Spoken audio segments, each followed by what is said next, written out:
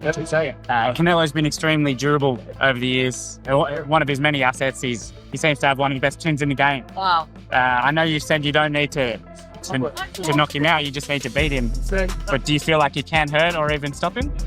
Well, anybody can get hurt. Anybody can get, knocked out. I don't put it past nobody, but I'm not going in there and looking for it. I just want to know what number makes sense for you. What's fair? I got $10 million for that fight. That's a lie. How you know that's a lie? To fight Canelo? Yeah. That's a lie. I'm doing it for the opportunity, baby. Yeah, that's good. The legacy. That's good. Yeah. Yeah. You believe that? Yeah, 100%. All right. I like Crawford.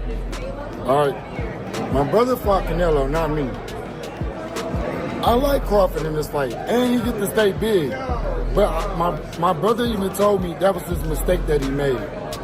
He thought going up in weight, I got to get massive, I got to get big to beat Canelo. It made him slower, it made his reflexes slower. He'll tell you himself. He didn't feel like the Jermell Charlo that y'all seen him fight Tony Harrison.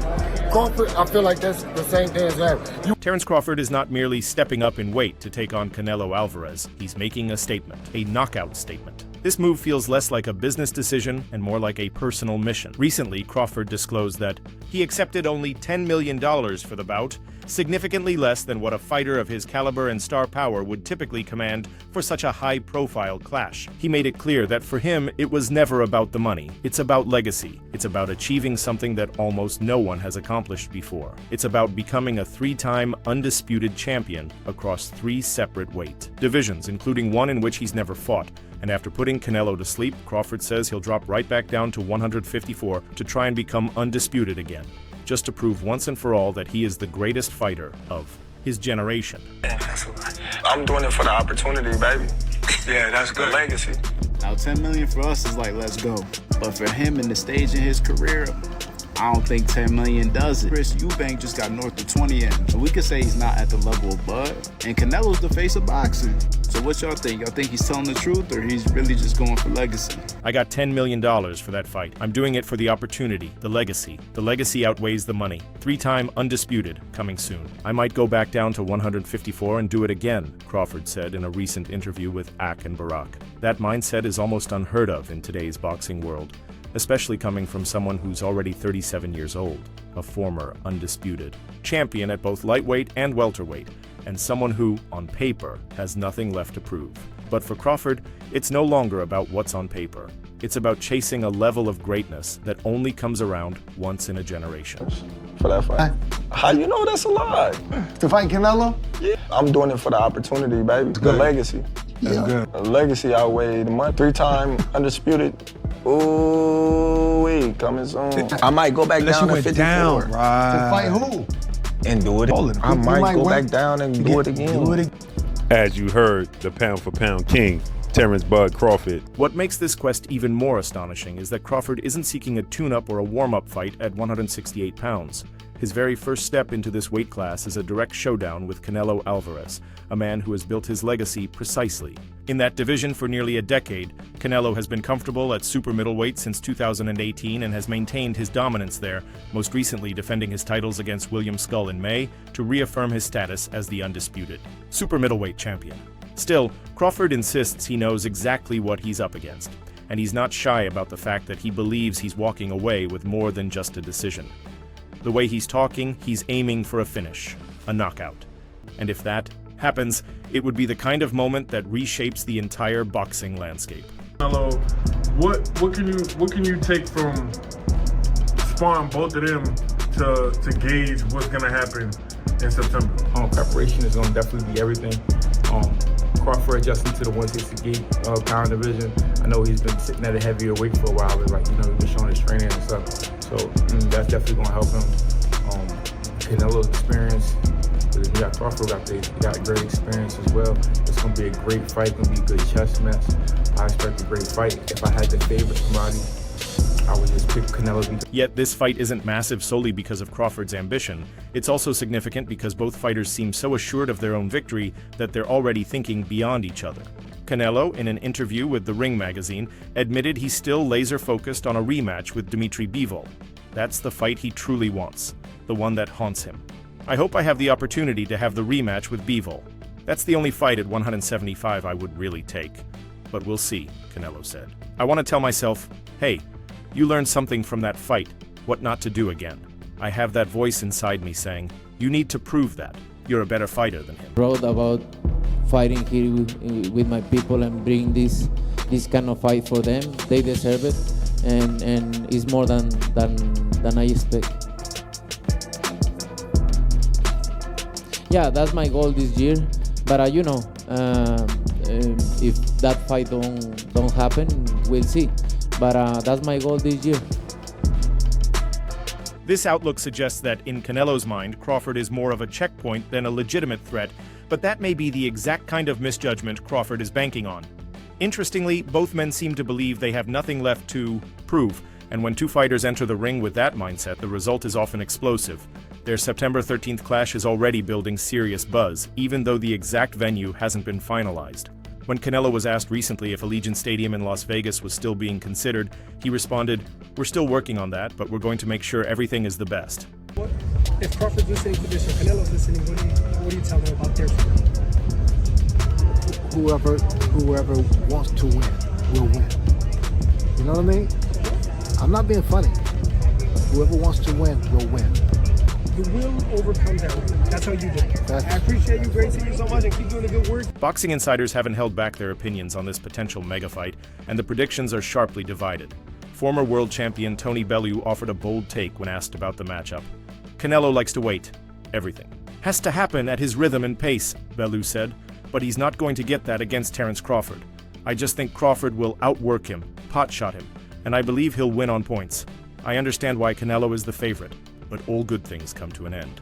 He added, and by the way, if I'm wrong, and Canelo beats Terence, becoming the first man to ever do it, he deserves full credit. I'll give him all the respect in the world, because no one has figured Terence Crawford out yet.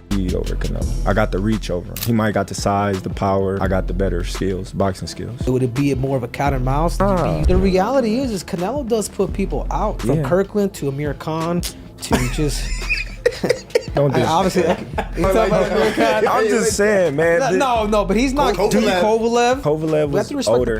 He does. Don't get me wrong. He does have a lot of power, but all those guys that you name is not as skillful as me. I'm sorry. No disrespect to none of those fighters. The skill level is not. That's the overarching tension surrounding this fight. Crawford has never been defeated. No one has cracked the code. Not at 135, not at 140, and not at 147. And now, for the first time, he's skipping an entire weight class to try and do it again. Meanwhile, Canelo has only 2 losses on his record, one against Floyd Mayweather early in his career, and another against Bivol in 2022. Aside from those, he's appeared nearly untouchable, especially at 168. Canelo clearly holds the edge, in terms of weight, experience in the division, and overall comfort.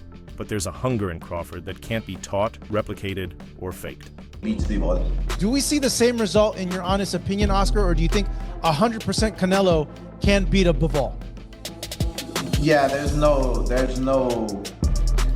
way he beats Bivol. There's just no way. I mean, styles make fights, and as much as I would want to see a Mexican win inside that ring, a national hero, there's no way he beats Bivol. Caleb Plant, a man who's shared the ring with Canelo, offered a more measured perspective. I'll give him a shot. I don't know who wins, and honestly, there are weight classes for a reason, right? But at the same time, Terence is a special person with special abilities, special mental fortitude, and special strength, Plant said. He didn't name a winner, but he emphasized the one trait everyone agrees on when it comes to Crawford. He's different. He's obsessively disciplined, and he fights with a chip on his shoulder that doesn't disappear, even after reaching the sport's highest levels. This is not a regular guy, you know what I'm saying? He's special. And, you know, Canelo, he's a top-notch fighter, world-class fighter, still on the pound-for-pound list, I'm sure towards somewhere near the top, and it's exciting. You know, Terence is freakishly strong.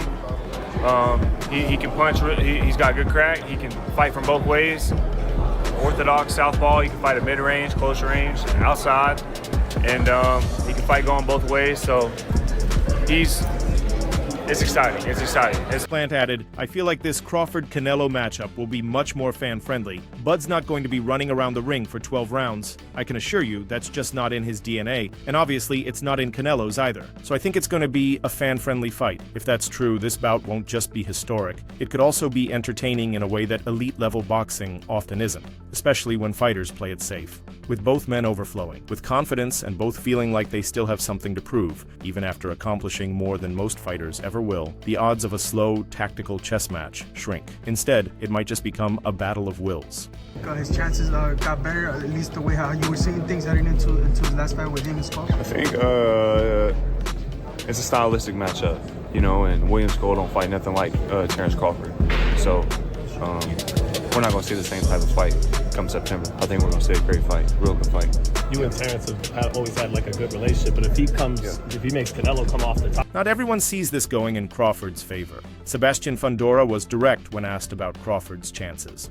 I don't think so. This guy Canelo is more comfortable at 168, Fundora said. He's been fighting at 168 for 4 or 5 years now. Fundora's analysis didn't just focus on weight class familiarity. He also pointed out that Crawford has only fought once in the past year and will be turning 38 by the time he steps into the ring this September. We saw signs of decline. In his last fight against Israel Madrimov the previous year, he didn't look like the fresh, energetic version of himself. Age has started to show. Do you think Crawford beats Canelo? I don't think so. Why is that? Why do you? This guy's more comfortable at 168. He's been fighting 168 for 4 or 5 years now. Crawford's a great fighter, but we'll see. Boxing, anything can happen. Did it look like Canelo was slowing down against Skull? No, I think it's just something he's uncomfortable with. Two of boxing's biggest stars are on a collision course. May 31st, they'll show up. He continued, highlighting that Crawford skipped the traditional route of a tune-up fight at 168, a move that, in his view, could leave him underprepared for the unique demands of the division. Put Crawford in with a fringe-level fighter, like Bektemir Melikuziev, and he might lose. Fundora even questioned Crawford's motivation, stating, Bud is quite rich now, and like many wealthy people, he's not as driven to work as hard as hungry fighters who haven't. Made millions. You could call it laziness. He also criticized Crawford's fighting style, suggesting that fans expecting an all-out war might be disappointed. Fundora implied Crawford may approach this fight with a hit-and-don't-get-hit strategy, something more cautious like what fans often see from Shakur Stevenson. Canelo. I think he's gonna cook him. I think, Canelo a hell of a fighter, but I think Bud just got all the tools. You don't think the weight difference is gonna be too big of an advantage? I think y'all make that something, in certain fights, boxing makes it something, not us. like if this was like a Benavidez, he's actually a lot bigger than Bud, so that would like apply. But I feel like with Canelo, he's like physically kind of big, but like height-wise, he's kind of small. So I don't think so, no. According to Fundora, some fans believe Crawford is simply chasing a paycheck and won't even attempt to make it a true fight against Canelo. They expect him to survive rather than engage, constantly moving, trying not to get hit, and hoping to win by decision. Crawford is a great fighter, Fundora admitted, but we'll see. Canelo's more comfortable at 168. He's going to fight again for undisputed for a second time at 168, so this is nothing uncomfortable to him. Terence Crawford's a great fighter, and of course, we're starting to see that he can probably make 168 naturally. But again, it's a different division. 147, 168, two different divisions. David Benavidez has also recently shared his thoughts on the highly anticipated showdown between Canelo Alvarez and Terence Crawford. Benavidez didn't hold back in praising Crawford's boxing intellect, calling his ring IQ on another level and referring to him as a great fighter with genuine power. It was clear from his tone that he respects Crawford's abilities, but for Benavidez, the concern lies not in skill, but in size. The difference between the weight Crawford is accustomed to and the division where Canelo has thrived isn't minor. Crawford has never competed at 168 pounds, a full 2 divisions above where he has previously dominated. Benavidez noted that Crawford had already begun to feel the strength of bigger opponents, even at 154, and if that was noticeable, it's only going to be more intense against someone like Canelo, whose power at super middleweight is well established. I think it's more important for Crawford than anybody, but I think if anybody could beat Canelo, I think Crawford could. Yeah, I know you said he could be the guy. What kind of a chance do you ultimately give him? I think you give him a 7 out of a 10. Oh wow, that high! I thought you were going to say 25. No, Crawford is good. Crawford is good, and I think he's been known that he's going to fight Canelo for a long, long time. And Crawford, he likes to pick up the weight. So I'm sure he's been working on the weight. Outside of the fighters themselves, promoter Eddie Hearn has offered his own perspective, one that dives a bit deeper into Crawford's standing in boxing history. In an interview with YSM Sports Media, Hearn openly questioned the depth of Crawford's resume. He even brought it up directly to Crawford, jokingly asking him to name his most significant win. When Crawford mentioned Ricky Burns, Hearn didn't hold back. While Burns is a 3-division champion and a respected name in boxing, he's not typically mentioned in conversations about all-time greats. Crawford is going to do a lot of defense. Now, if he pulls off that win, dude, that's going to be one of the most biggest, upsets of all time for this dude to go up that many weight classes. And now, I do think that, he's going to get his little shots in as far as, finessing and all that, because his hands are definitely way faster than... Hearn's argument was that Crawford, during his rise, never really had access to the sport's biggest names. It wasn't necessarily Crawford's fault, Hearn acknowledged, but it meant that Crawford couldn't build the kind of iconic resume that past generation legends had. According to Hearn, Crawford might have had the skills to beat many of those greats, but he simply never got the chance to prove it in the ring.